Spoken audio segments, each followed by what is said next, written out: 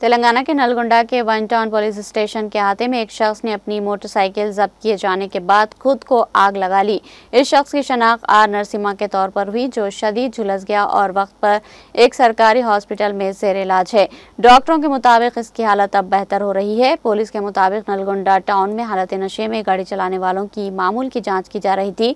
नरसिम्हा जो मोटरसाइकिल पर सवार था, उसको रोका गया और उसका ब्रीथ एनालाइजर टेस्ट किया गया, जिसमें उसके खून में शराब की मकदार 155 मिलीग्राम पाई गई, जो कि मुकर्रर हद से कहीं ज्यादा थी। इसके बाद पुलिस ने इसकी मोटरसाइकिल जब्त कर ली।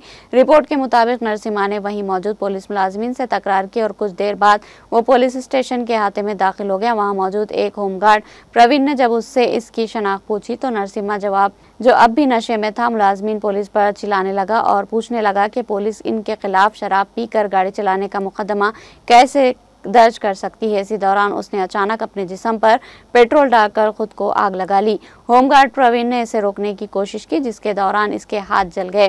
पुलिस स्टेशन में मौजूद दीगर मुलाजिमीन फौरन मौके पर पहुंचे, कंबल की मदद से आग बुझाई और नरसिम्हा को फौरी तौर पर हॉस्पिटल मुंतकिल किया।